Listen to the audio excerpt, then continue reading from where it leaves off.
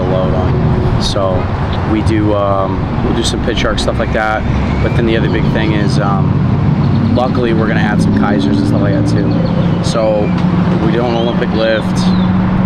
Instead of Olympic lifts, if I can we'll do like weighted jumps and like trap bar clean pulls and band resistance stuff like that. But the biggest thing that I like is any kind of Kaiser. Like anything, I can do Kaiser squat, single leg, I can do kind of a step back and then like a step up with a knee drive.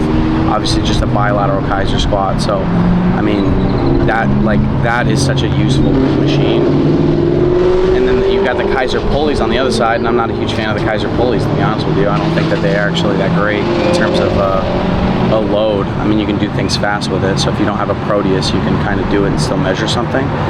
But yeah, I mean, what you have and what you have access to is always going to dictate what you do. But I don't do a lot of bilateral stuff, so if I'm doing, like one of the first things that we started with at the beginning of the fall was goblet, front foot elevated reverse lunge, and then we just kind of added.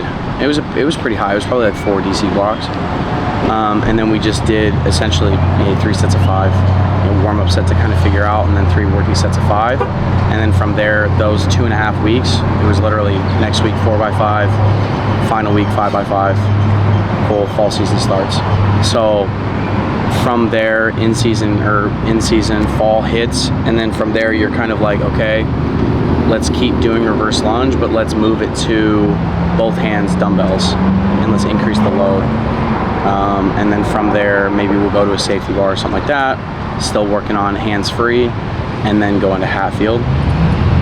We actually flipped it this year. We went Hatfield first time, and then at the end of the semester we went hands free because I'm trying to prepare them for being at home. And so like, okay, I'm at this private facility. What are the chances that I have a safety bar? And what are the chances that I have a safety bar and I have handles? So at the end of the semester, I finished with hands-free barbell because I know that you can like, and you got to step, like you have to take like your ego out of it and take a huge step back, because if I can Hatfield 500 pounds, which plenty of guys on our team can, as soon as they go hands-free, it's like, oh shit, right back to 315. So we essentially went up, kind of peaked there, and then took it off and went to hands-free / barbell reverse lunge. And then over winter break, it was reverse lunge or split squat. So I don't know, I don't do a lot of stuff above 5 reps, but again, if I'm doing unilateral and I'm doing sets of 5, I mean, it's 10 reps, it's a marathon for sure. So I just think you figure out kind of what, you figure out what buckets you want to fix and fill. And then with the asymmetry thing that we were talking about, our asymmetries are actually really, really solid. But I think it's because we do a lot of unilateral type things. So, yeah. That's a lot. Yeah. I mean, we do, we have a very, I'm gonna say different type of program, but we everything for us is based off of time rather than reps. Okay. So it follows pretty similarly to Cal's model. Okay. So it's like a 7-second day, the 5-day would be 7, 7, 5, 5, 10. We're gonna run like a 3 and a 4 day, so 7, 7, 5, 5, or 7, 7, 7, 5, 5, 5, and it's basically just about like increasing the amount of reps you can do in a certain amount of time. Yeah. So if you're on a 7-second day, depending on the exercise, like our like main lifts are going to be like a step up, or on an upper body day it's going to be some sort of reactive bench, or it's going to be some like a trap bar drop jump, and then everything paired off of that is meant to just transfer. So we have 1 to 2 transfer exercises, whether it's a sprint or it's going to be, it's a type of sprint, so it's either going to be a linear sprint or it's going to be like a prime time, and it's essentially one of those two, whether it's an ACL or like a assisted or resisted sprint on the 1080. And then for us, what we've kind of come to is that like if you can increase the amount of reps you can do at a time and a certain amount of time frame, that's like going to help you out in sport. Because if you can just do more work in a shorter amount of time, and like if someone can do 10 reps of 225, but it takes them, let's say on the bench, and it takes them 10 seconds, Or if someone can do 225 in 7 seconds, that person who did it in 7 seconds can do more work. It doesn't mean they're more explosive, more powerful, maybe, but all it means is that they can do more work than the other person, and so they're not going to, get as tired easily. They're going to not fatigue as quickly, so they can keep on going. But it's interesting you say no more than 5 reps on compound movements. How'd you come to that? How'd you come to that conclusion? So if I'm looking at general or traditional GPP models, we're talking about, it's more like a bodybuilding split anyways, but it's, hey, we're going to start with, we're trying to achieve this magical number of 30-ish reps. So it's anywhere between 24 and 40 reps, but most people are like, how can I get to 30 reps? And similar to Jake Turo with hypertrophy clusters, in a less meathead way, if I'm looking at it, it's, okay, if I do 3 sets of 10, or if I have my athlete do 3 sets of 10, I won't use myself as an example because it doesn't matter what I can do. But if I have a guy that I want to do 3x10 bench press, I'm gonna have a guy that can do, let's just say 185, okay? Same guy I could have do 6 sets of 5 at least 225, if not more. So my time under tension is about the same in terms of volume, but my overall load is significantly higher. So if I'm looking at 225 times 30 compared to 185 times 30, my tonnage is significantly higher for that. So, and you take out the fluff with it, right? So if I'm doing, let's just say I'm doing 6 sets of 5 with, 4 compound movements. In between those sets is where I'll fill in any accessory stuff that I want. So if I'm trying to do a banded like a YTA or Cuban press or some kind of shoulder thing or some kind of core exercise or some kind of like a Copenhagen plank or whatever, I'm trying to check these boxes of oh, well, we got to do this frontal plane thing, or we got to do this core, or we got to do this anti-rotational thing. Throw that shit in with your strength movements, and then that way your strength movement is your focus. And if that's what it is, why not do that same volume with a higher load and produce more force over that time? So that's pretty much the justification for it. Again, because I do mostly unilateral lower body stuff, I would say 75% is unilateral. If that's the case, then doing sets of 10 on each leg or 8 on each leg is torture. It'd be torturous. And then you get on that then you get in that mindset of you got to remember what your athlete is there to do. So my athletes are here to play baseball or golf. They're not here to lift weights. They're here to lift weights to help them be better at that sport. So that's completely secondary. The weight room is secondary. So that's why I spend more time jumping and running and cutting and changing direction and throwing med balls and all those things. The vast majority of our time is that, and then at least 50 to 60% of the time is doing that. And then the rest is, okay, how can I fill these big buckets of, all right, we got to lift and do it heavy at certain times a year. And to do that, I'm not going to add a bunch of extra reps for it. So the only things that I'll do above 5 are some accessory type stuff, or even if it's a burnout, or if it's and it's just to change it up or keep some variety. And then, if they want to do some arms and shit at the end, okay, cool. I'll show you what I do for arms because I enjoy lifting for appearance too. At the end of the day, they're all meatheads at the end of the day. So you're trying to ride that fine line. But anyways, all my compound stuff's 5 or less. All my power stuff is definitely 5 to 3 or less. Very rarely am I doing, a Kaiser squat or a trap bar jump or something like that, even with 5, so I'm not doing that. Typically it's lots of 3s, 4s, 2s, stuff like that. So you mentioned that you don't do any Olympic lifting. This is something that we're probably not going to do for a large majority of our athletes. Our facility wasn't really designed. We don't have platforms. We're not going to be doing a lot of Olympic lifting.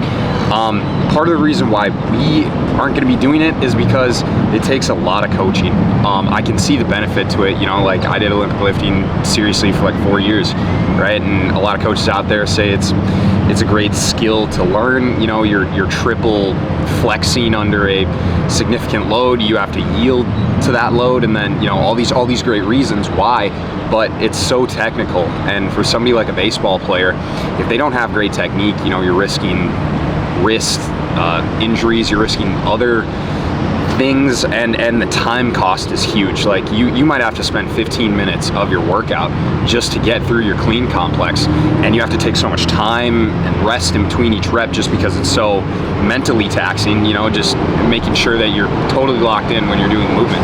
So what are some of the reasons why you don't do Olympic lifting with your athletes? Because I know a lot of coaches kind of live or die by some of these different exercise modalities. So what are some of the reasons why you wouldn't use that with your guys? Yeah, all good points. Obviously the time thing can be there. For me, I could point to risk reward. I've had certain baseball coaches in the past say, oh, hey, like, I don't want to do that because, I had a pitcher one time get hurt and da-da-da. It really isn't even that. It honestly comes down to every baseball team that I've worked with, and this is Northern Colorado, Utah Valley, Eastern Michigan, and now at Cincinnati. The lifting and things in the weight room become a measure of, and their ego starts to show up. And so the biggest reason that I stay away from it is because I might have two guys that both bench the same weight, reverse lunge around the same weight. They're very competitive with everything we do. Like, the reason that we force plate jump almost every lift is because they're always like, oh, we both jump around 19, and like they'll both get in each other's like grill and like talk some shit, and I'm jumping higher than you today, whatever. And I like that, and that's awesome. But when it comes to something as technical as a clean or even a snatch, which I've seen in the baseball world recently, surprisingly, but the technique is secondary to, well, this guy that I normally train with is doing more weight, so I should go up. And it's like, I need you to be a technician if we're gonna do Olympic lifts. And so the technique is the most important part of an Olympic lift. And once it's not mastered, I mean, they're not gonna spend that, again, they're here to play baseball. So they're never going to master that technique anyways, right? Can they get proficient at it? Sure, and yes, it takes time to do it. But the problem is getting there and getting to that point that they become proficient. How many of them or which of them are gonna go, well, I can add weight, like I should go up, or, and let's just say that I'm lifting on the same rack normally as a kid that played high school football and he knows how to power clean, he's proficient already. It's a totally different ball game in terms of this guy's going to easily be able to go up to 185, 225, whatever that load is. You've got guys that are catching it with their elbows straight down. They're not allowing the relaxation in their wrists. They're not catching in a good front rack position. And then the other piece of it, again, I said, like, I don't front squat the guys. So one of the benefits to an Olympic lift or to front squatting is the relationship between the two and teaching them to be comfortable and or strong in that front rack position. So again, if I'm not front squatting as a skill and my goal is for them to, my goal is outputs. Like, I want the best and most efficient way to train and build outputs, whether it be power, force, rate of force development, I guess is power. But like, if that's my goal, then I want that to be the goal, not I'm going to make you really good at this exercise. And it literally, so it doesn't go down as much to time, that is a factor, but it literally is the ego of baseball. Like, when I had volleyball and basketball, both of them did cleans or snatch. And it was because they were proficient in it. And with female athletes, they are not going to ego lift. That is not something that's even going to remotely cross their mind. Some of them, most of them, don't even want to be there in the first place, let alone heavier weights scare them. So they're not going to overload the bar too soon or too quickly just because the girl that lifts with them or next to them is doing more weight. So it's a totally different thing, and that literally is the difference between guys and girls. I haven't worked football in a while, but like, you didn't see it in football as much because I think they learned it at such a young age, and it's such a, like, football power clean. Like, it has to happen, and so there's a little bit of a difference there with just the sport too. So yeah, I mean, with like we have talked about, you know, like we're gonna have to teach like our high school seniors that are playing football. We're gonna have to teach them how to clean. Like they're most likely gonna go to a college that is gonna clean, or is gonna snatch, or is gonna do some form of Olympic lifting. So it's something that we're gonna have to teach at one point. But like doing like a hex bar drop jump, like you're still gonna get the same speeds. Like if that's like the big argument with the clean too is like, okay, it's like what can you do in the wave that's gonna be that fast, that explosive?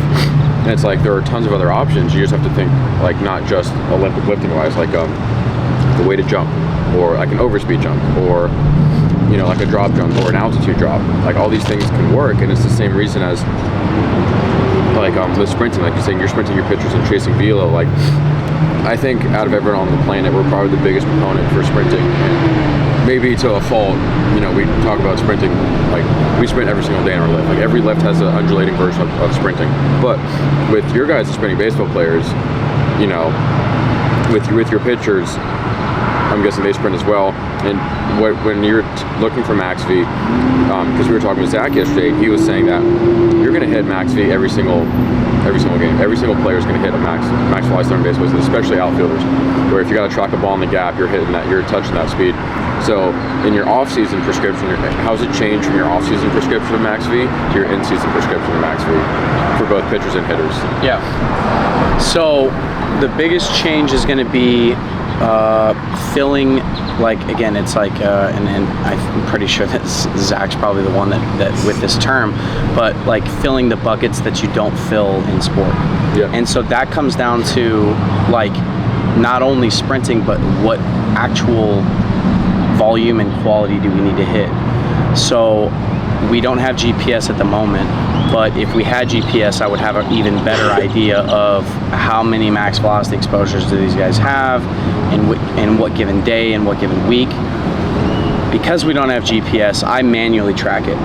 So I sit there during the game and I'll watch obviously every play, and I'm trying to figure out and see, okay, what guys are hitting around 90% of their max velocity. So for example, double down the line, my left or right fielder is going to hit should hit max velocity if they're trying to go and get the ball and get it in quickly. Ground ball in the infield guy, and it's a close play, runner from home through first, that's max velocity. Stolen base is probably not, especially the way that we lead off the bases. We do shorter long vaults. You're really sprinting for about 17-ish yards. Like we're leading off the base about 7 yards. It's about 7 yards. Damn, that's aggressive. Yeah. The way that we vault, though. That's really aggressive. So the way that we vault. So the guy that stole last night, Vid stole 2 or 3 bases last night.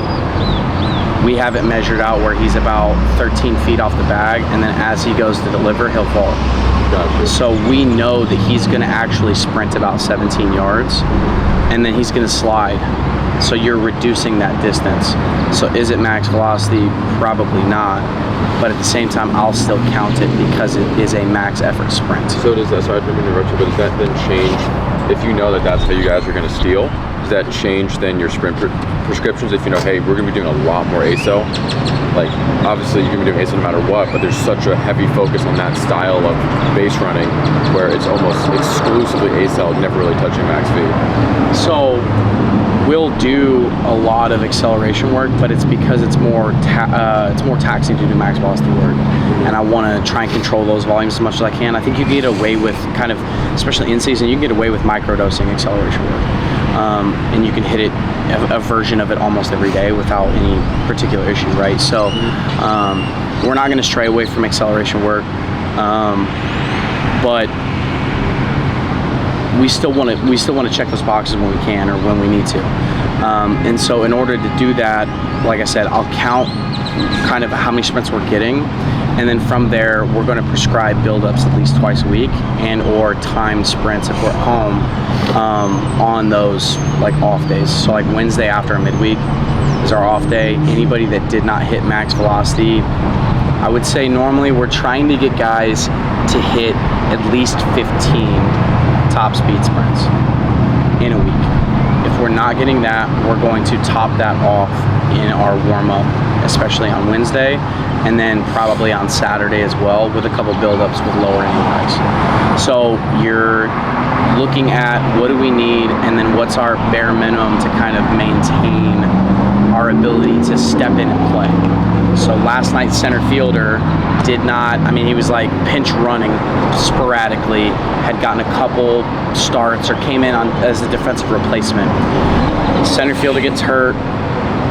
So now our center fielder, the freshman now, is playing every single game.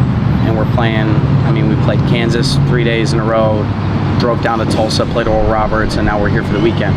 So we're talking, 7 games in 10, 11 days.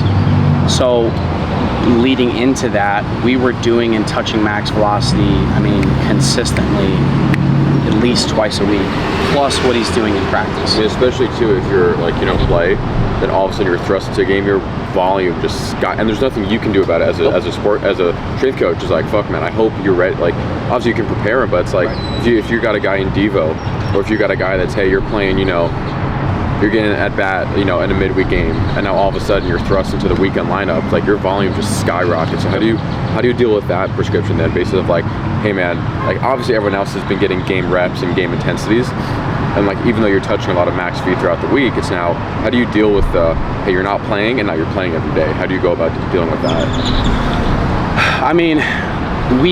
So if our guys have lower volumes on the field, and it doesn't replace playing, right? Again, they're here to play baseball, but it doesn't replace playing the sport. However, my guys that are like developmental or getting less time on the field are doing more work in the weight room. It's not going to be enough to like fill that, and the goal with it isn't to prepare them for the moment that they come in and play.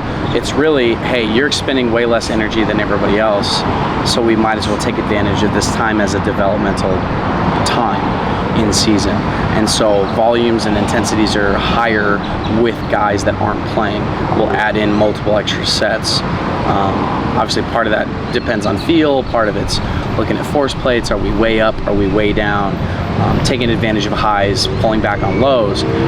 But at the end of the day, trying to make sure that, we're gonna try and individualize it as much as we can. That really came from and is from like the basketball world, in terms of when we had girls that did not play, when we got back from games, we would play pickup 5-on-5, or not 5-on-5, we'd play like 3-on-3. So all the girls at the back of our bench would play 3-on-3, and we'd play like multiple 5-minute quarters. And if they needed a body because one of the girls jumped in and played 20 minutes or whatever during that game, like I'll jump in and play. So it's like you're just trying to keep those workloads as high as you can in the meantime. And the reason that we did it after games was because I wanted to be on their game day. Like, they all played a game this day, let's try and get the schedules to line up. If the day after is the day that you try and get them in there to do that, then you've got one less day of recovery, and then maybe boom, we play another game, because most basketball schedules are like, let's just say Tuesday, Friday. So if you go Wednesday, then you got one less day to recover in between, and then let's say something did happen, and then Friday all of a sudden they've got to play. So ideally after the game is when they play their pickup.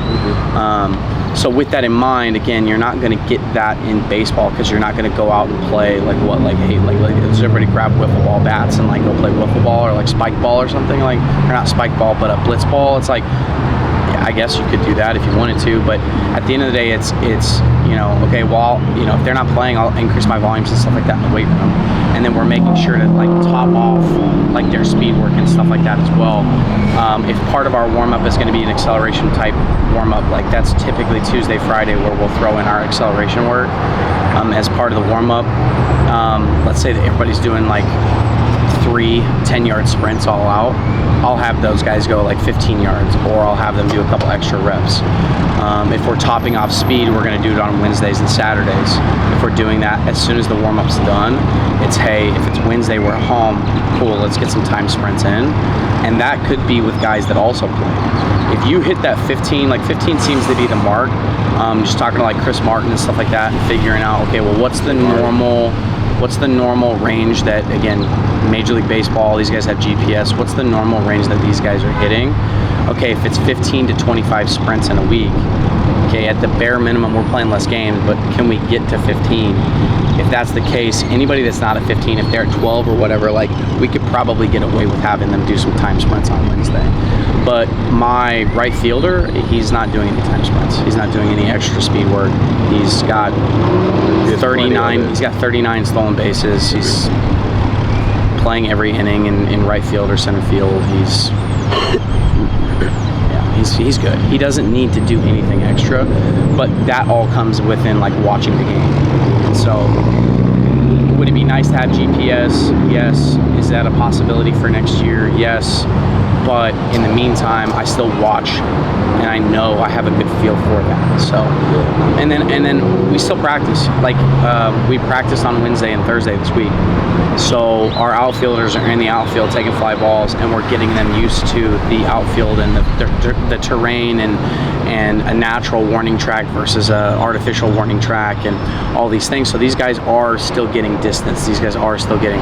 My right fielder put on his Oura ring, and he was like, I was just curious. I wanted to see, how much distance I covered. And I think he said in that total day, he covered 7.5 miles. Yeah, that was something that Zach used to, when Schloss was here, they still have Catapult. They just, Don't use it. they just don't use it because they're in NIL. They wanted, and I totally get it. But Zach was saying that when he threw on the GPS, I think he even told you this yesterday, he was like they're getting like, just in practice, they're getting like, outfielders are getting like 3,000 yards, which is like, that's an insane amount of, this kind of leads into my next question, that's an insane amount of distance, aerobic distance to cover for a non-aerobic, well, everything's aerobic, but not aerobically demanding sport. Yeah. And so coming from a basketball background, so Brad Scott, with the Braves, the director for the Braves, when I talked with him, he really changed my perspective on the aerobic system and how important it really is for a sport like baseball, and for any sport, whether it's strength and power, whether it's whether even it's a single bout sport, the aerobic system is so important. And so, coming from a basketball background, how do you incorporate aerobic system development in a sport like baseball, where we know that if your oxidative phosphorylation system is better, you're going to have a better job recovering your glycolytic system and your ATP system. So how do you go about, if you go about developing that in baseball players? Yeah. I think when I went to, so again, before this I was working volleyball, basketball, baseball. When I went to baseball, golf only, essentially when I took the job here, I think I went too far to the no aerobic work. And then talking to Chris this off season, our pitchers have incorporated consistent steady state work all year, at least once, if not twice a week. And that we just throw it in on their recovery day because it's zone 2 steady state, really easy. All of our guys have Oura rings. They can all track it on their phone. We want to sit between 120 and 140 and just do 20 to 30 minutes of, hey, just get your heart working at a little bit higher rate than normal. And, can we develop that over time? We've had good results with that in terms of guys maintaining velocity a little bit longer into their starts.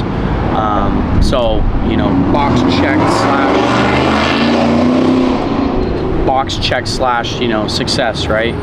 On the flip side with the hitters, didn't do a lot of aerobic work specifically, but especially over the summer, anybody that I have with me in the summer, most of our, I guess if you said it was conditioning or whatever, is going to be competitive game-based work. So we're playing capture the flag, we're playing ultimate frisbee, we're playing med ball volleyball a lot. And so again, it goes back to these guys are competitive, they have a little bit of an ego, they have a little bit of swagger. I would rather them take those games seriously and have fun and be competitive and get something done in terms of athleticism as well than to just say, hey, we're going to do poles or tempo runs or something like that. Now going into next year, kind of working with the sport coaches, I think they want to see some more tempo running. So, at the end of the day, we work for the athletes, we work with the coaches, we work with the athletes, but we still have to kind of answer to someone. And so if your sport coach wants to see something, you have to do a really good job of implementing that and introducing that and figuring out a way to make everybody happy.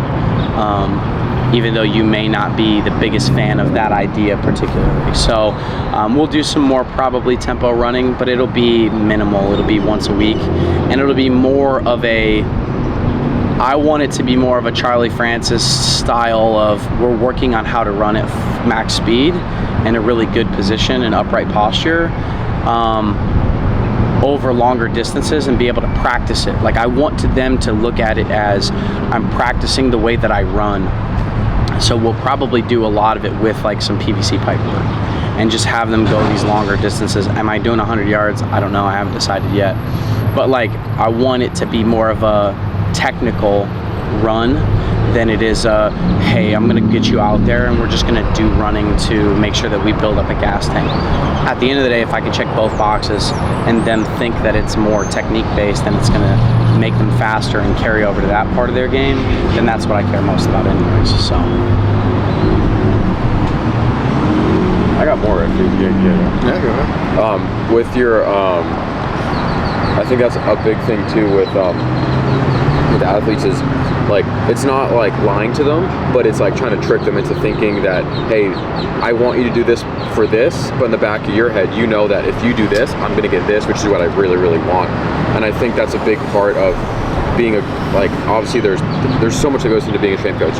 There's relationships, there's actually like the physical programming and creating a lift, there's exercise selection. But I think a big part that's not talked about a lot is like compliance with your athletes, is getting buy-in from them, and not just getting buy-in as to trust what you're doing, but getting this like, hey, this art of being able to communicate to them what you want them to do.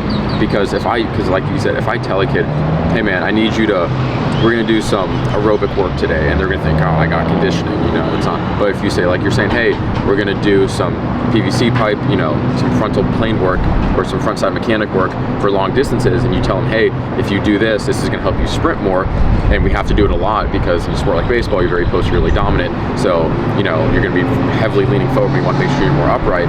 They're then gonna get this idea of, okay, I'm not doing this for conditioning, I'm doing this, like you said, so I can sprint faster. And I think that's big, and especially being in the college sector and being, with a team, how do you kind of go about, when you get your freshmen or you get your transfers, how do you go about like building that relationship with them and building that trust so that, you can elicit the adaptations you want without going out and saying, hey, we got conditioning today? Yeah. I think the biggest technique that I'll use is always going to be like really educational. So every time, especially early, that I'm explaining a lift, I will explain and demonstrate the entire lift, and then I will tell them exactly why we're doing every single exercise in that lift.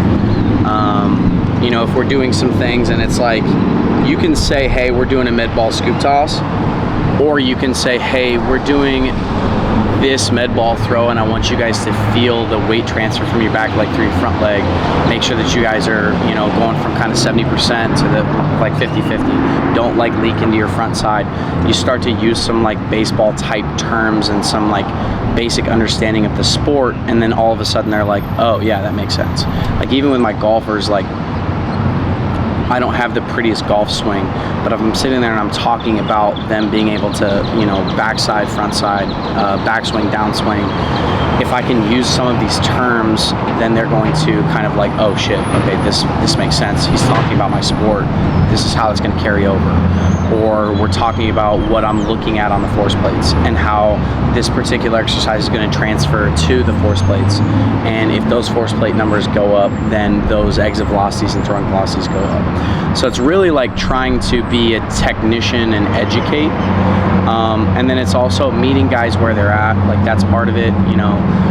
We talked about pars fractures a little bit. You've got like individualization in terms of certain guys don't feel well when they do certain movements, or they don't like particular things, and you got to kind of like sift through the BS a little bit sometimes, because you've got some guys that are just trying to get out of work, and then you're trying to figure that out and navigate that, where it's like, okay, this guy always wants to modify something. Is it because he just doesn't want to do the work, or is it because he genuinely wants to feel special and have his own thing, or is it because he genuinely doesn't like those things don't feel good? So you try and figure those things out. You try and kind of sift through that. And then just early on, like the first thing that you got to do is learn everybody's name. Like that is like such a huge thing. I remember I had an internship. No, it wasn't even an internship. I shadowed at a university. I'm not going to throw shade on anybody. I shadowed at a university. This was after I was done with my first internship at Delaware. I came back home and shadowed at a university, and I'm just in the corner taking notes, just watching the lift. Is this going to turn into an internship? Possibly. And men's soccer team is doing I don't know, whatever, maybe their B block or something, and they're doing RDLs, barbell RDLs, and this kid is just flex spine, not moving about the hip at all. It literally is like a weighted Jefferson curl. It's terrible. And I don't do a good job of hiding my face, like my facial expressions. So I'm probably making a face of like, and he finishes his set, and he sets down the bar, and he turns around, and he makes direct eye contact with me, and he can see that I am just the most disapproving of like, oh my God, that's bad. And he comes over to me and he goes, hey, like, I'm not doing that right, am I? And from across the room, the strength coach yells, essentially like motherfucking me from across the room, because I'm talking to this athlete, and I haven't even said a word to this athlete yet. And I'm like, and he goes, what's his name? I don't know. I don't know any of your athletes' names. I just hear, like, I don't know. And he goes, he's like, you can't coach a kid until you know his name. Well, lo and behold, I did not intern there, because that's not the environment that I'm going to work at. But it was still a good learning lesson, though, of like, you have to learn their names, and that's like the very first thing, the very first step, because the last thing that you want to do on your, at your job is not know somebody's name and go up to them to help coach them or cue them or get them to buy into whatever you're doing, and you don't know their name, right? So get to know their names, get to know who they are, and it doesn't have to be like, I've heard presentations with, some football strength coaches, and they'll sit down with their entire team, and they'll sit down and talk about their whole, what's your mom's name, what's your dad's name, what do you do, like, what do you want to do with your life, and all these things. I think that would be great, but in our world, we don't have as much time. It's not football only. I've got other things to do. Not saying that I can't get to know those things over time, but if I can learn those things over time, that's great. I want to get to know who you are, but in the short term, I'm going to study the shit out of the roster, especially when I start a brand new job. I'm going to study the roster. I'm going to learn and know all their names, and then over time in the warm-ups and at practice and in the dugout and all those things, you start to build those relationships with guys. And you can't force a relationship, but be genuine, be yourself, and then let it kind of come naturally. But for me, it's very educational, and it's going to be explaining things thoroughly. And then for me, the other big thing, and I mentioned demonstrating, the only reason that I still train is so that I can demonstrate and do pretty much anything that we're going to do and do it really well. Like if I had to take a bat and hit during BP, I'm going to put some balls out. If I have to, reverse lunge for some reason and somebody's got, 4 or 5 plates on the bar, like I'm going to be able to do it. If I need to bird dog, the most impressive thing, and I'll always do this, if I'm going to bird dog row, I'm always going to grab the heaviest dumbbell in our weight room, and I'm going to do it. Yeah. And then every single time that I do it, I've done this I did this at Utah Valley, Eastern Michigan, and Cincinnati, and it was my first time, it's probably my first week on the job. And I would do it, and everybody would be like, oh shit, it's a lot of weight. And then you get some of the bigger guys on the team, and they go, yeah, I could do that. They go over there and they just fall down, God damn, how did that guy do it? How did that guy bird dog row 120 pounds? What the hell? And so it's one of those things where it's like you you know, no matter how much people want to admit it, like appearance plays a factor. Like you need to look like a strength coach. You need to be able to perform the things that you're asking your athletes to perform. You need to look semi-athletic, even though I'm completely washed up at 32 years old. But like, there are certain levels to it. But to me, it's like education, build that relationship, get to know who they are, get to know their names really quickly, or as quickly as you can. And then obviously kind of walk the walk, talk to like do as you like. Was it? Do as I. The thing is like do as I say, not as I do. But we don't want to do that. No, I'm not doing that. It's if you're gonna talk about it, be about it. Like if I'm gonna tell you, if I'm gonna tell you what to do and I'm gonna take you through these exercises, like I've done them, I've done these blocks.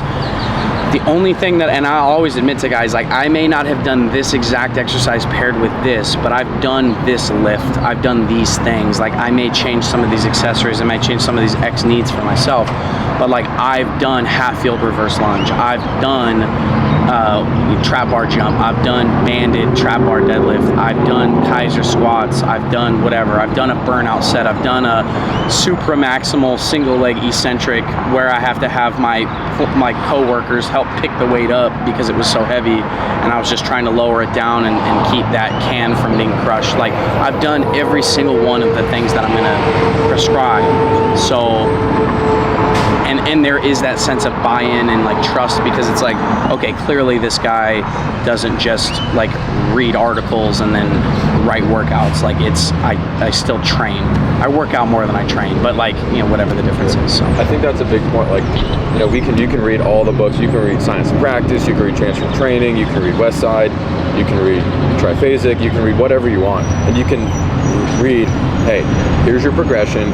Here's what we're trying to elicit. But I think there's a difference of reading it and actually doing it and experiencing what they're going to feel. Because I think it's a huge part. Because you can write any workout and you're like, okay, they're going to feel this way. This is going to be sore. This is not. And then you actually experience and do the lift. You're like, oh shit, this is a little bit more than I thought. Granted, N equals 1 for everyone, but at least understanding, hey, this is how they're gonna feel. Like they're gonna feel pretty beat up right now, and is like, is that something I want? Yeah, it's something I want. Okay, cool. But understanding like how beat up they're gonna be, or understanding like, hey, if I'm gonna taper off now, I'm gonna peak them. You know, understanding what that's gonna feel like, so you have an understanding of, hey, because like watching someone work out, obviously you can see struggle. You know, you can watch intent, but it's like, how are they actually feeling? If you know, I've done this lift, I've done this mesocycle, I know how they're going to feel. I think that's a huge part too, rather than just, you know, like you said, just reading books and articles and trying to come up with this master program. And the next thing you know, half your team is hurt and they're beat up and they can't run because, oh, my hip, my knee, you know, because you read this perfect program that someone put out. Yeah, that's funny too, because a lot of those old Soviet books, all those guys are on the sauce, and so they're talking about these crazy programs. It's like, yeah, they can recover. They're lifting for 4 hours because they're also blasting like 5 grams of like anabolics. So it's like, you can't always, you know, go by what's said in the book. It's a lot of trial and error, and that's why, you know, in this field, like, that's why there's strength coaches. Like, everyone's got a different way of getting to the goal, and there's no one correct answer. Like Zach talks about, you're limited, like you said, so you're limited by what you have available to you. And if you have, there's almost a bad thing. My mom used to tell me this all the time. She goes, sometimes it's a bad thing to have access to too much stuff, because then you have almost too much freedom and you can't work with what you've got. And so you sometimes kind of try to jump around too much and not develop your own system and then adjusting it based on where you're at. Well, and like to that point, I think some of the best strength, and I'm completely biased in this. At Northern Colorado, we had 8 racks. We trained 50 football guys at a time. You know, offense then defense, or upperclassmen, lowerclassmen, or whatever the case is. And when you have a small space and you have limited technology and equipment and stuff like that, you learn to be a tactician. You learn to organize things a certain way and be able to get things done. The example would be like when we were there, if we had to, you know, your perfect exercise order would be explosive lift or Olympic lift or whatever the case is, unless you're sprinting and jumping first, whatever, right? But you've got your most demanding technical explosive exercise first, then you have your heavy compound lower body movement, and then you finish with if you're doing full body lifts, you finish kind of with upper body push-pull type thing, and then maybe you throw in some accessory, hamstring, shoulder, whatever. And, you know, that's the way that the book tells you to do it, but at the same time, it's, you have 8 racks, you have 50 guys, how are you going to accomplish that? And the only way to accomplish something like that is to change that order for some of these guys. And so we would have guys start at essentially on the A block, and we'd have the team start on the B block, and then when they finished their 3 or 4 working sets or whatever, they would switch. And then they would all finish with some kind of simple accessory that we had plenty of space for. And not even space, just really the equipment. So it's, when you're at a smaller school, you have to figure out how to do these things without. We didn't have VBT, we didn't have force plates, we didn't have, you know, resisted sprint 1080, whatever. We ran with chains. And so it's like, and we didn't have timing gates. So it's like, okay, well, what is VDEC? Like, how do we use that? So you don't have these things, and then you move on to the next stage, and it's like, oh, here's push band. And you're like, okay, well, this isn't the most accurate thing, but like, it's reading out a number. What do the numbers mean? I can learn that, and then I can implement that, and I can start to do some kind of auto-regulation type work, or even use it as that competitive external locus of motivation. And then, oh, well, here's perch. So now I can save all this data, and then I can look at load velocity profiles. Oh, and here's force plates, okay? What the hell am I looking at? Which of these variables transfer to my sport? What's important? What does braking versus propulsive mean? What kind of asymmetries are good? What are bad? Like, you start to learn those things, but it's easier to learn those things than to just, I think, in my opinion, again, I'm biased, than to step into like an Exos, I guess, and you have access to everything in the world possible. And then your first job, you get there and you have 8 racks, 50 athletes, no technology, you program with pen and paper, go. And you're like, where are the Kaiser squats? Okay, where's the 1080? Where are the force plates? What does a jump mat, how does the jump mat read? Like, what am I gonna do with just with a jump mat? Do I even have one? How am I going to measure jump height or like improvement? All these things. So like, I think it's easier to start with less and then work your way up. And I think that goes back to, like, I'll have people reach out and ask like, hey, where should I intern?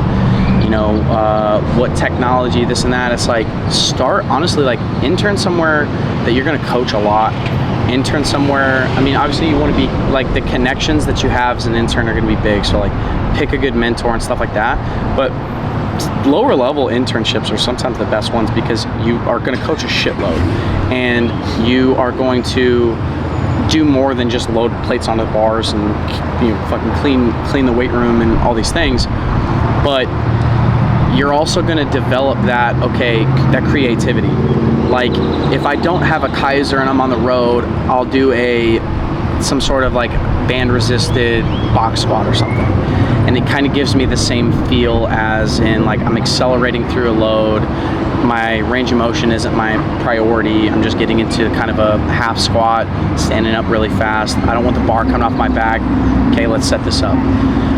If I don't have, I've never had a Proteus, or if I don't have a Kaiser cable machine, how do I set up a typical cable so that I can pull it really fast so that I can rotate with velocity? Or how do I set up bands on the road I'm working out, I've got dumbbells up to 50 pounds, we're at a hotel gym. How do I get an efficient, like, CNS prep type lift for an entire team? Okay, well, here's station 1, 2, 3. Let's rotate through it. Perfect. All I traveled with were bands, and I've got dumbbells up to 50. And guys walked away from a lift and they're like, okay, yeah, that was solid. Like, I didn't waste my time doing that. The guys don't feel like they wasted their time doing it. So starting at and having less helps you kind of be creative and learn how to do some things without. And then when you get that technology, as long as you're, like, not stubborn and you're not stupid, like, you can learn new shit. But it's really hard to regress, I think, and have nothing and then go, uh-oh, I had this, and I don't know how to replace it because I've never not had these things. I think that's the sign of a good coach, is being able to do the most with the least amount of tech, the least amount of equipment, right? When I coached I coached high school strength and conditioning for like 5 years. That was what you're describing, 8 racks, 50 kids. That's exactly what we had to do, right? Is like figure out how do we structure this lift so that everybody can get a good stimulus, right? We don't have 1080, but we have bands, and that's gonna create a variable load, and as long as everybody knows what to do with them, like we can create an amazing resisted sprint or prime time or whatever we're trying to do. And I think Zach is a perfect example of this. They have 1080s at TCU. They have 8. He doesn't use them because he knows that running at a 50% VDEC with these chains and putting athletes into groups is still gonna get great results. So like sometimes simple can be better, and especially if you have large groups of athletes. I mean, yesterday you guys had half the weight room because they were moving around stuff in there. You, I'm guessing, had to kind of adjust what you had to do on the fly a little bit. When you're traveling to these different weight rooms and these different facilities, do you get a layout of the weight room before you go in there? How do you do? It sounds like a job. Yeah, right. Yeah, it right. Sounds like I'm just gonna it sounds like you walk in and you're kind of like a chef that's just given a bunch of random ingredients, and you're like, okay, let's throw something together real quick. How do you go to one of these like other schools that's away from, you know, you're playing an away game, and you know get work done at these away games? You know, I'm gonna love this answer. it depends. So sometimes I'll have like with Zach, with TCU, like obviously I have followed Zach for a long time. I think everybody in the baseball world probably has, unless you're living under a rock. So like I had an idea of what they had. Did I know that they were under construction and essentially moving out? No. The first day that we were in there, I was trying to find a trap bar for one of my Friday starting pitcher, because I wanted to do some trap bar clean pulls, and couldn't find it, and that's why I went to a box squat. I was like, banded box squat, screw it, let's set this up. They still luckily had the pegs in the rack to be able to set up accommodated resistance. But sometimes you go to a weight room and you're like, for me, it's more of a template. To answer your question, like I have a template. I know what I want to accomplish the day before a game. I want my hitters and my pitchers, my relief pitchers that are doing that lift, to all accomplish the same thing. I want to keep velocities high. I want to focus on something that's gonna like improve or drive rate of force development, and then I want them to walk out of that gym knowing that they got some work done without totally crushing. So the only time, and we do a lot more barbell at home, and in the off season we'll do a lot more barbell benching, whether it's flat or incline. But on the road, it's, hey, like I know they're not going to go as heavy if I have them do dumbbell, but I still want them to feel like they benched, you know. And it goes back to the meathead in all of them. But it's like, okay, we're gonna push, we're gonna pull, check that box. We're gonna do something for the posterior chain. You know, we were at Oral Roberts right before this, so at least once a week I'm gonna do some kind of Nordic or, you know, supramaximal eccentric work for the hamstring. And sometimes it's on a game day, and ideally it's the day after on a Wednesday, but it was on Tuesday morning, and as long as I keep Nordics in there, doing 3 sets of 2, I think, Nordic curls, like they're gonna be fine. Still went out and scored 10 runs, like wasn't an issue, whatever. So I think, you know, if you follow those people, it'll help. You have an idea of the layout. You can always ask too. Who was it? Somewhere we went this year, I didn't even ask. One of the guys just sent me straight up, hey, this is what we've got. Perfect.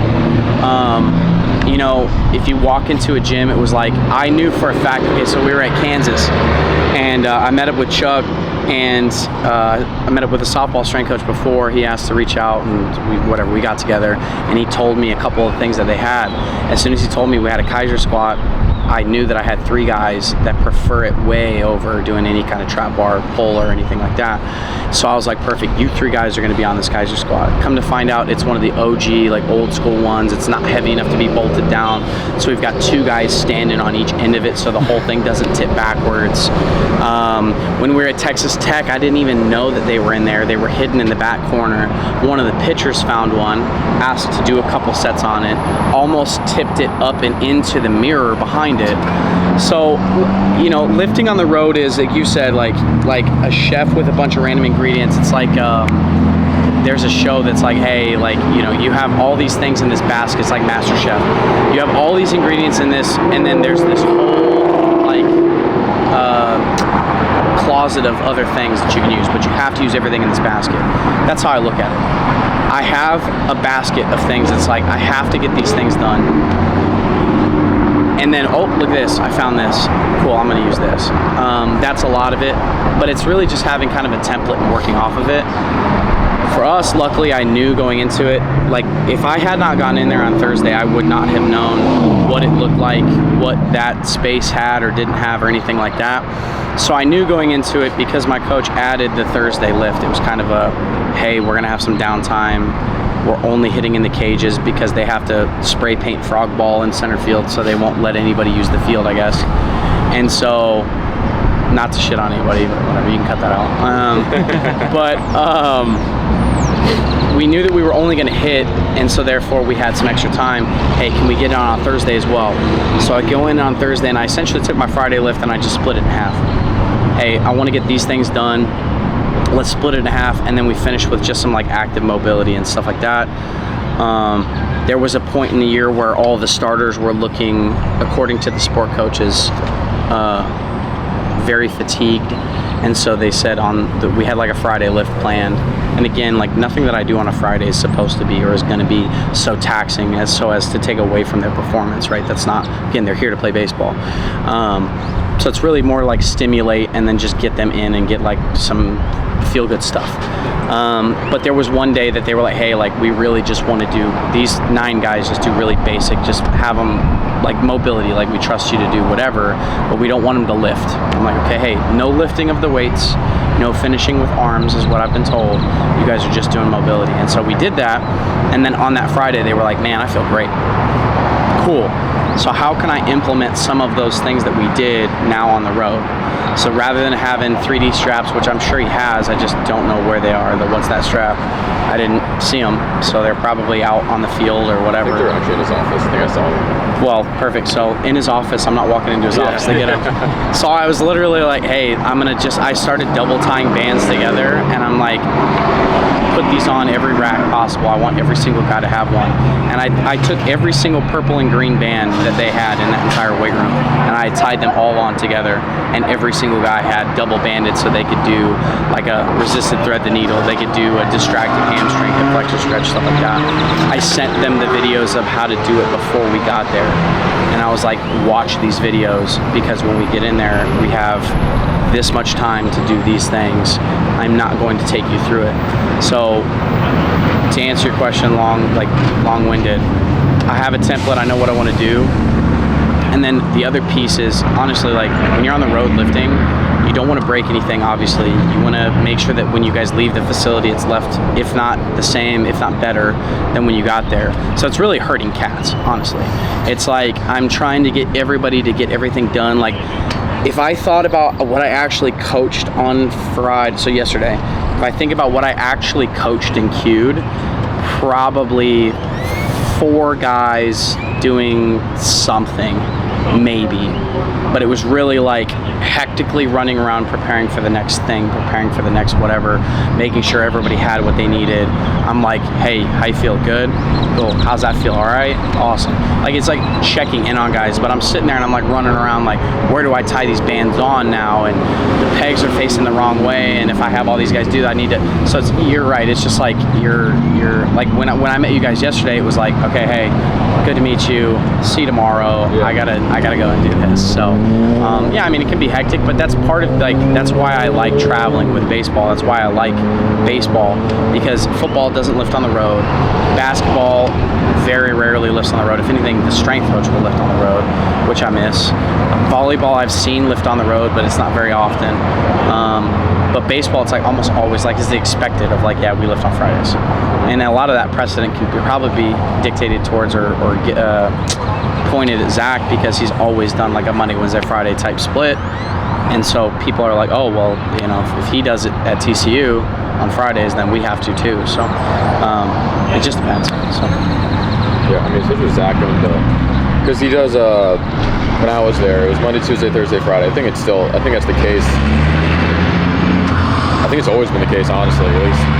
at least the last 5-6 years, Monday, Tuesday, Thursday, Friday. And I mean, like, especially too, like, he does this neural charge on his Friday list, where it's basically just like this giant CNS prep circuit where you have some jumps, you have some, you have some weighted jumps, some unweighted jumps, you have some med balls, you have some shoulder care, and then you got usually optional arms at the end. And so, I mean, like you're saying, the Friday lift, especially for baseball, isn't meant to be this like, hey, we're gonna make some gains today, like we're gonna get 1% better today. It's usually not the case. It's usually, hey, let's get you feeling good so you can go out and perform on Friday night and we can like start the series off right. So, I mean, like you're saying, Zach's credited to, I mean, I was explaining to this Zach, I was like, Dakin's like I describe him as like the godfather of modern day baseball S&C. Like the reason why baseball, I think, went away from like this football style of lifting, this bodybuilding, to like this now, I don't know what to call it. I hate the word baseball specific lifting because there's no such thing. It's just, you're an athlete that plays baseball. But this way of like, hey, let's actually train for the sport. Let's train to, build resilience to the sport, I think is due to Zach. And I mean, his formula is like, talking to him yesterday is like, man, that thing is so nailed down. Like when I was an intern with him, I would ask him like, hey, have you done this? Have you done this? Have you done this? And he's like, yeah, I did that back in 2006. I've done this back in 2017. It's like, and to his point, it's like, yeah, everyone's already doing everything. Like no one's gonna do something that hasn't been done before. It's just not a thing. Like with the Soviets, you had government subsidized strength conditioning. Like they found everything. There's nothing that we're doing that the Soviets haven't done, or that someone done in the early 2000s. And so I think it's just like you're saying, fine-tuning what you want to do with what you have available. And I think that's like what makes a great strength coach, is like, can I get the results I want in any situation, in any weight room? Like, can I get obviously, if you lived in a, hotel gym, probably not going to get crazy results. But, if you have that for a day, you can get what you need done. And so it's just being able to, like you're saying, have this idea of, hey, I want to get this done today. How can I get this done? And I think that's what makes, really, really good strength coach, just being able to do that. Sick.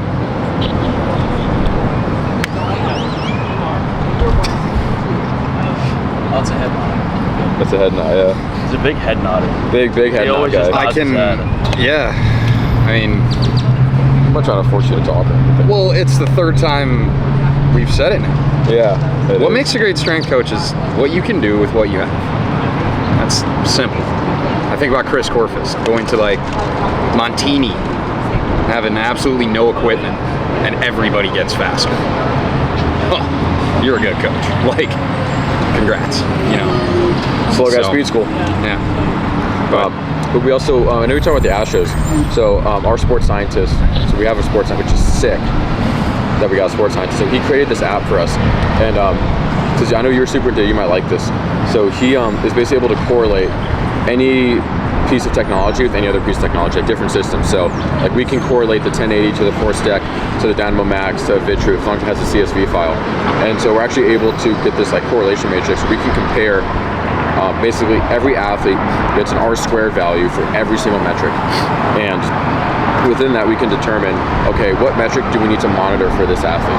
So, yes, concentric impulse at 100 meters, 100 ms is like the gold standard. But it's like, okay, what if for whatever reason this athlete, like, what if that's not what's really helping them?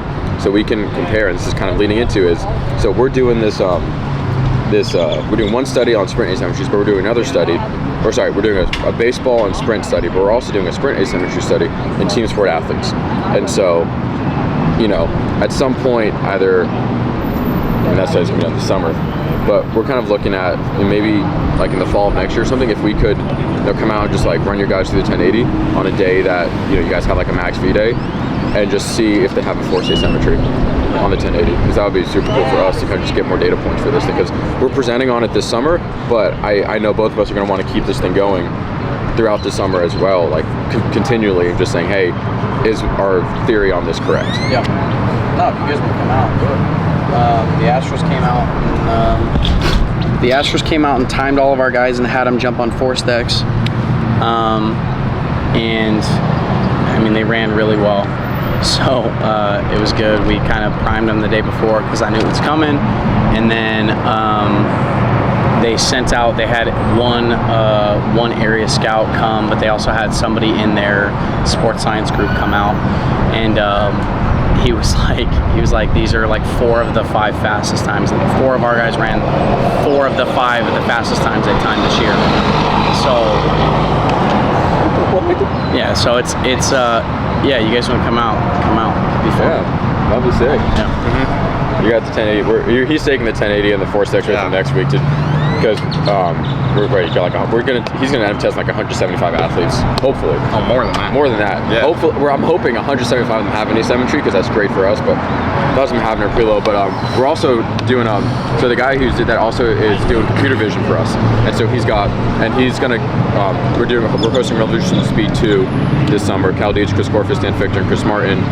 Somehow we're presenting as well. I don't know who let that happen, but our dumbasses are gonna present on some stuff. But Pat's also presenting, and he's presenting on our computer vision, so we can do VBT through your phone. So if you just take a video of the lift, you upload it, and it gives you your VBT. So you can do remote VBT, and he's actually we're gonna license it out for like not that expensive. I think it's gonna be, we talked about like $400 or $500 a month, and you can basically get access to remote VBT. So like if you're traveling, you know, and you don't have VBT, and you want to like get some guys on there, have them lift, throw it on there, and good to go. Which is we're really excited for because it helps us out in the facility because technology is great and also sucks because if it breaks and you rely on technology, you know.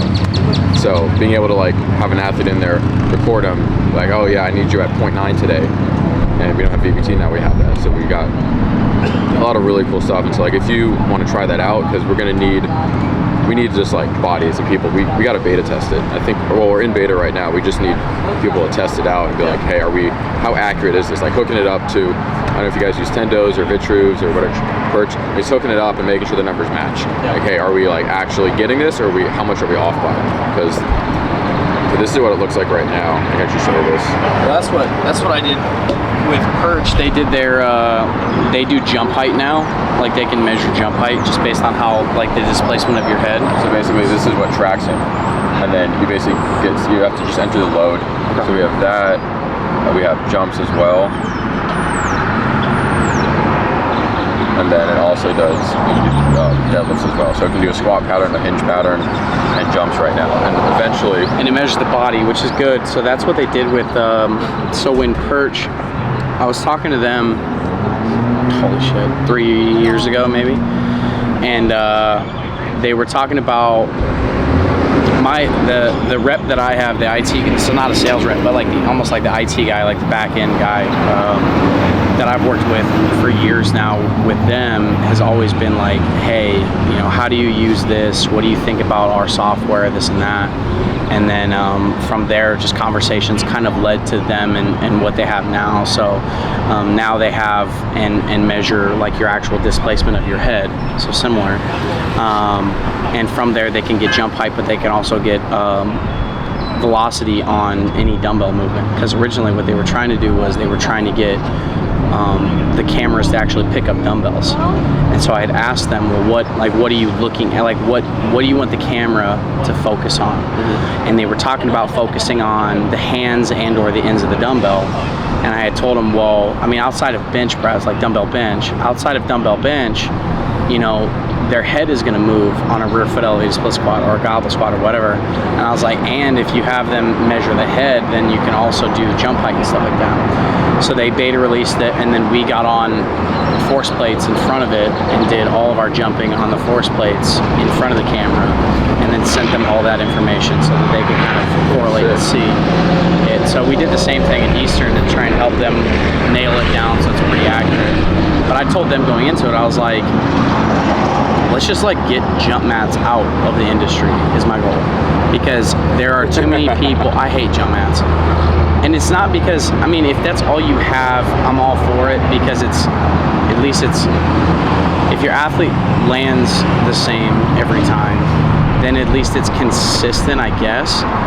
But I'm not a big fan of them. The biggest thing that I'm not a fan of is, and it's not to shit on all private sector, but there are some private sector people that have too large of social media followings and they will take credit for their athletes. Like, in 4 weeks they added 8 inches on there, and I'm like, dude, no, like, no one is jumping 8 inches higher in 4 weeks.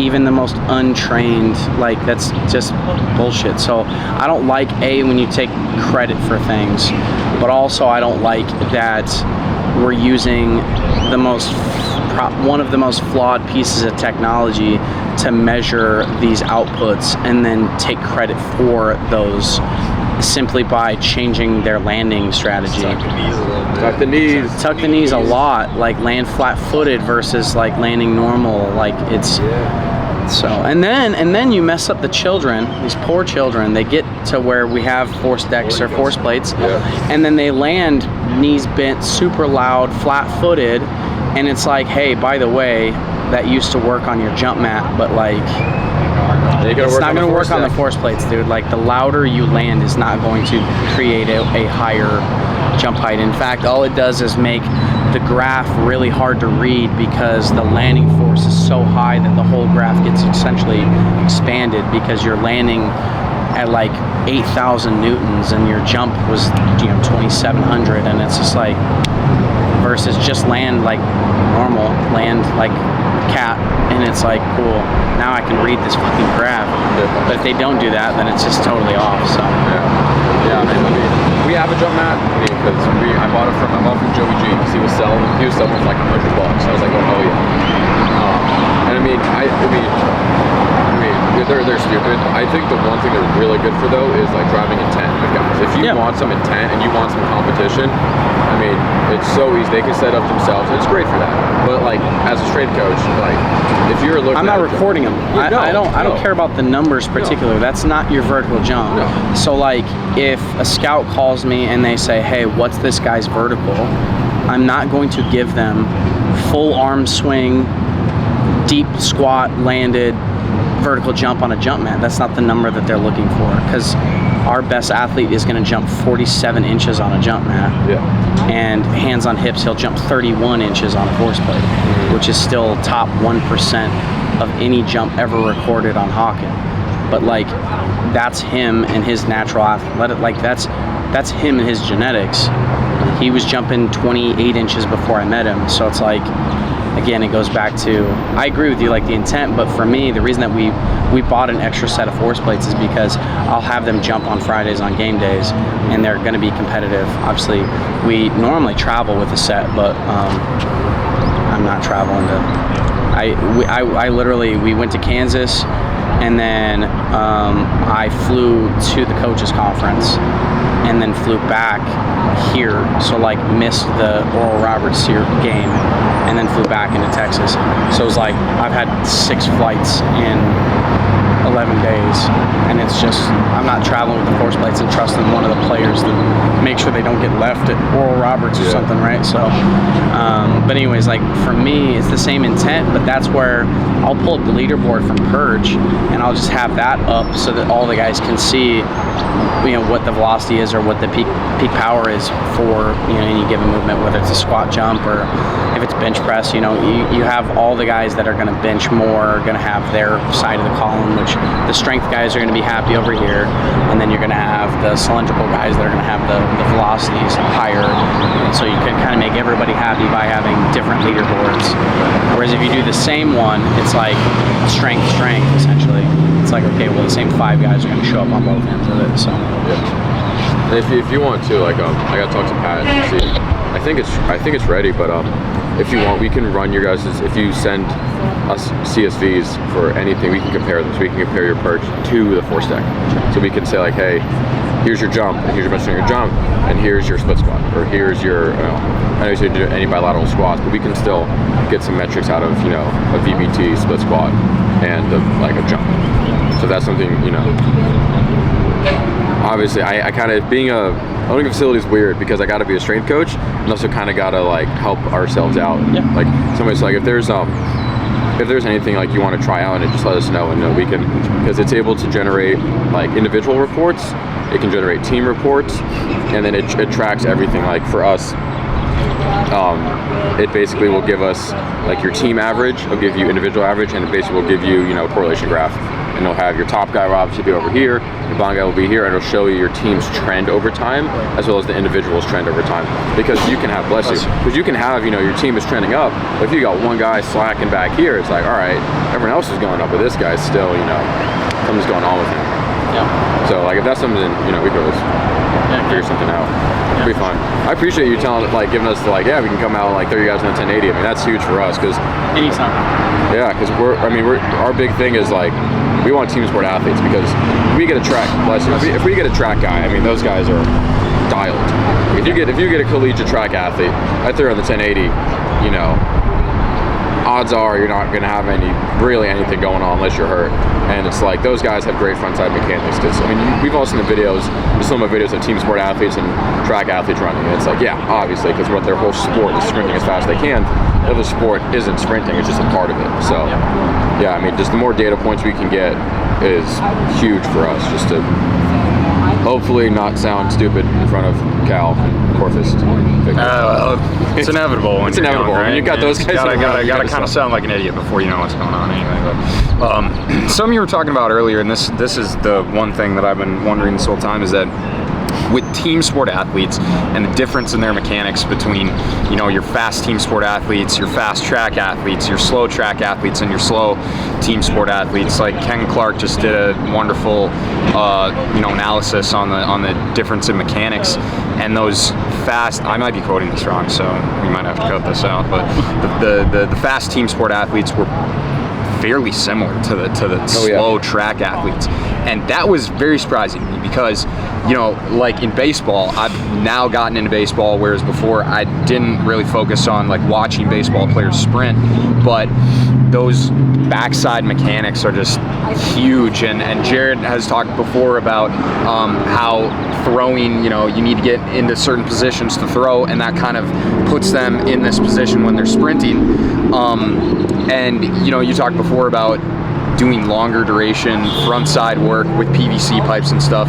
And, I've used wickets for team sport athletes, and, I'm not trying to change their mechanics, but changing the task and making them sprint in maybe a slightly different way, it just, not even for the technical development, it might just be changing that task a little bit, might be helpful for, learning how to sprint.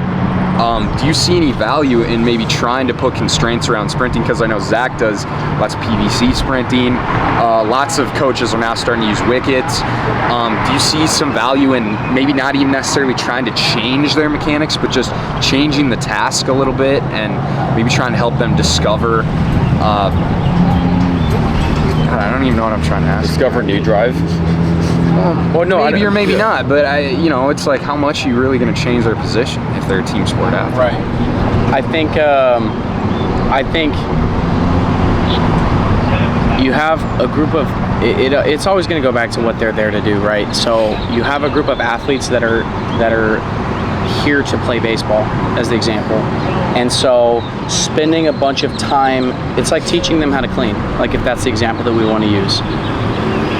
It's a very technical movement that, takes a lot of time to learn. And so if we can give them some kind of, rather than focusing on technique, and trying to change the way they run, if you can give them these constraints and that helps them run better, and then from there they just start to feel and or change the way they do it over time, then that's probably the best way to do it. So I'll do a lot of hill sprints, and I will do a lot of light resisted, so around 10% VDEG. And from there, I'm trying to use that as an ability for them, a constraint for them to be able to learn and practice top end speed mechanics over longer distances, safer or more safely, because that load is enough to slow them down so that their foot strike is almost guaranteed, unless they're trying to, directly under their hips. So it's going to fix that overstriding. It's going to allow them to slowly and gradually get into a higher, more front side posture than they're probably used to. And again, the PVC pipe stuff, really, I've been messing around. So we have our track and field strength coach and our director, she's worked a lot with soccer, and the track and field guy obviously is track and field.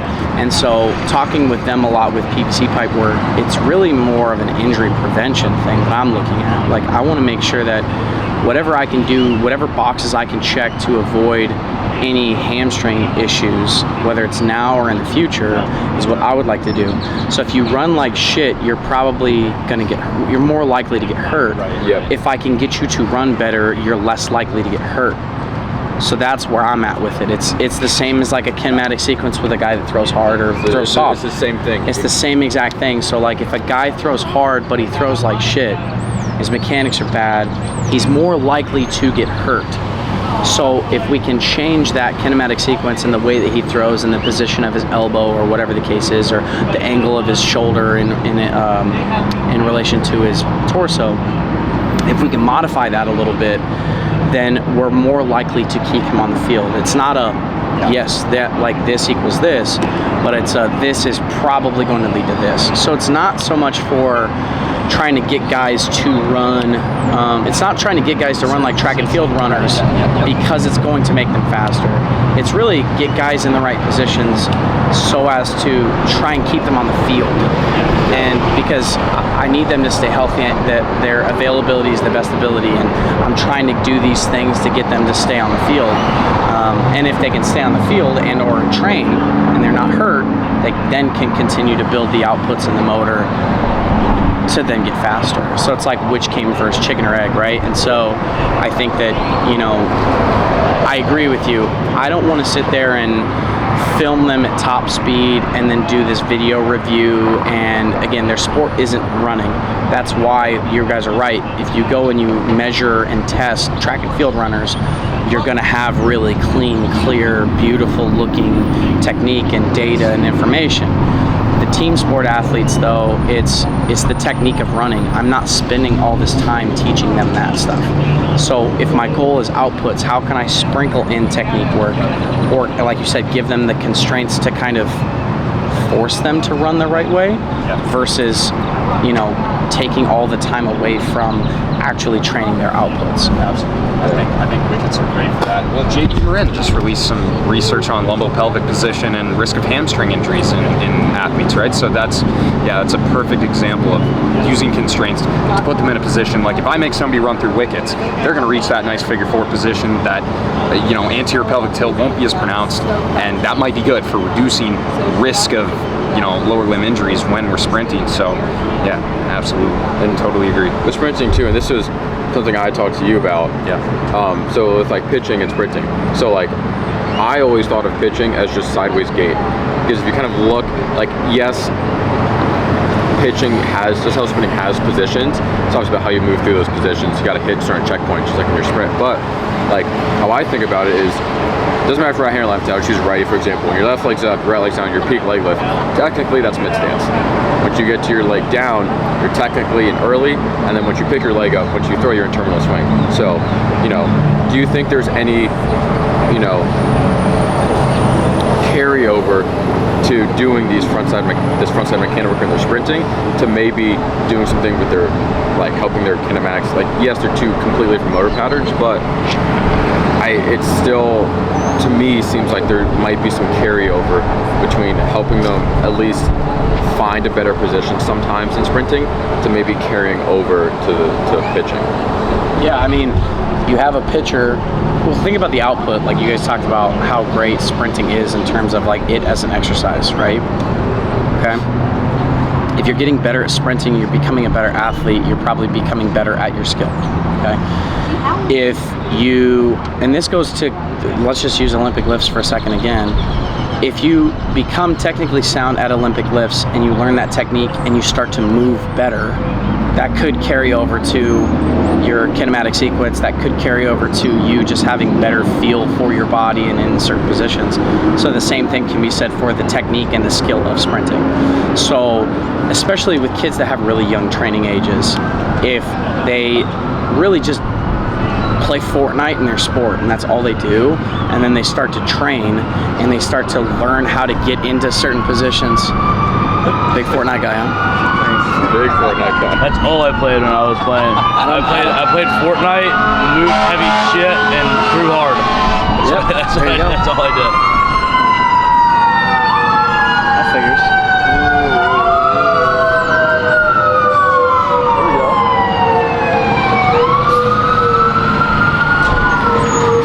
Good.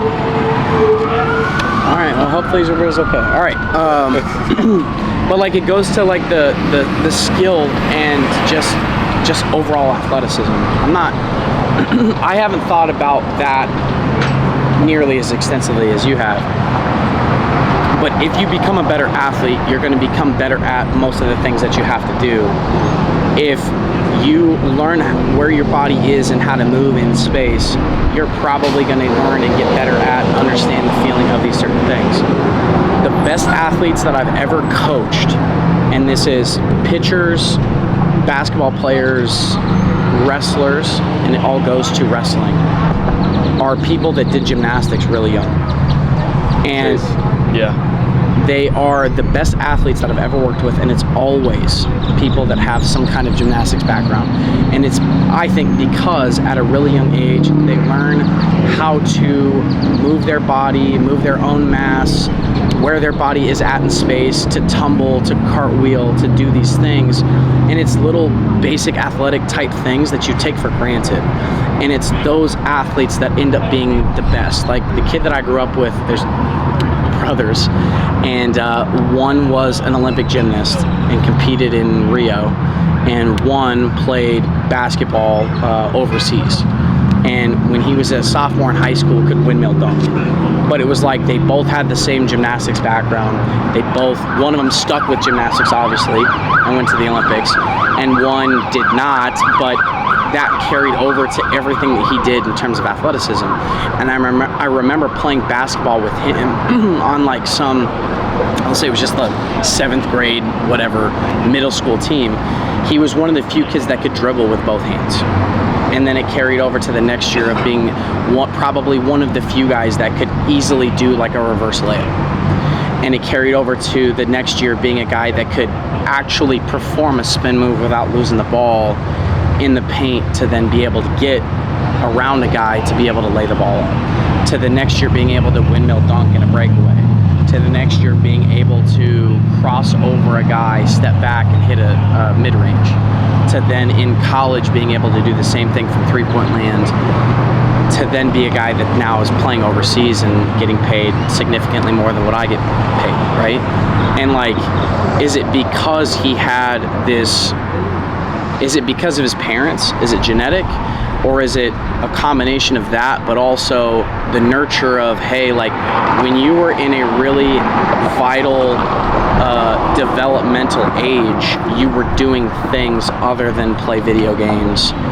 And that helped you with all these kind of body awareness type things that carried over to a sport that involved, hand-eye coordination. So I think that if you get somebody better and they move better, it's probably going to carry over to a lot of things, whether it's hitting, pitching, insert other verbs here. So, again, it's the guys that you get that are just freaks. There's something that makes them that way. Our Friday guy is big, and he moves and is super limber, and he moves like really flexible, like just like a PVC pipe. Like guy can bend and rotate and stretch, and he can do kind of the javelin type, reach back and touch his hands on the ground, and he can do I don't even know the gymnastics term for it, and he didn't do gymnastics, but he's just one of these guys that like has always moved really well. And when he was a kid, I would safely assume that he probably played every sport known to man, because he's always been a bigger kid, and he's just naturally athletic, and he just does all these things really well.